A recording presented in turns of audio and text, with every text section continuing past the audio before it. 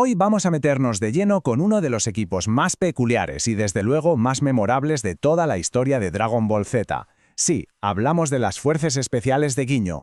Seguro que a muchos se les quedó grabada a fuego esa entrada tan icónica, ¿verdad? Esa rutina sincronizada con esas poses tan extravagantes y ese cántico que era, seamos sinceros, bastante ridículo. Claro, que detrás de toda esa parafernalia y ese colorido se escondía un propósito, bastante más oscuro y letal. Y esto nos lleva a la gran pregunta. ¿Eran de verdad la élite de Freezer o eran poco más que un chiste? Vale, pues vamos a meternos en faena. Empecemos por lo básico. ¿Quiénes formaban este peculiar escuadrón de mercenarios de élite? El equipo, como vemos, estaba compuesto por 5 mercenarios, cada uno con su habilidad particular, y ojo, que no eran unos cualquiera, fueron elegidos a dedo por el mismísimo Freezer para las misiones más complicadas. Y aquí está la clave, lo que los hace tan fascinantes, ¿no? Y ese contraste brutal entre su puesta en escena, que es casi cómica, y su poder, que era de verdad para echarse a temblar. Eran capaces de tumbar a Vegeta, Gohan y Krillin con una facilidad pasmosa. Pero a ver, ¿de dónde salía toda esa excentricidad? ¿Por qué eran así? Pues para entenderlo tenemos que bucear un poco en sus orígenes y en las curiosidades que los rodean, que no son pocas. Y la primera pista, que es un clásico, la tenemos en sus nombres. Cada uno de ellos es un juego de palabras con un producto lácteo.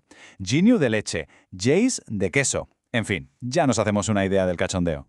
Pero la cosa no se queda ahí, es que según el lore oficial, sus habilidades tan únicas venían de unas infancias, bueno, digamos que muy poco convencionales.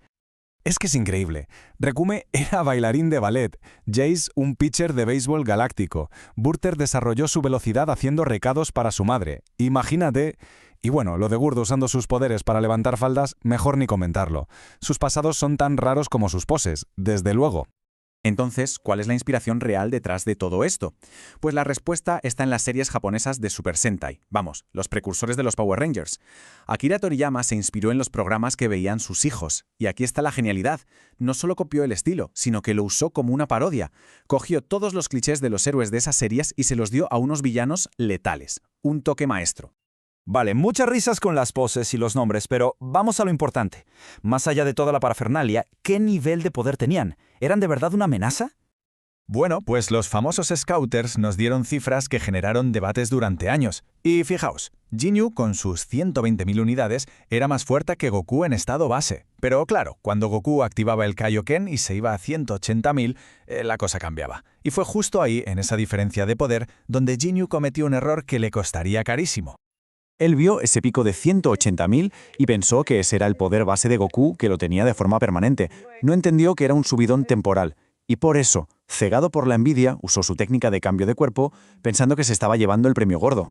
Y ojo, porque estas peleas tan brutales contra las fuerzas especiales tuvieron una consecuencia importantísima.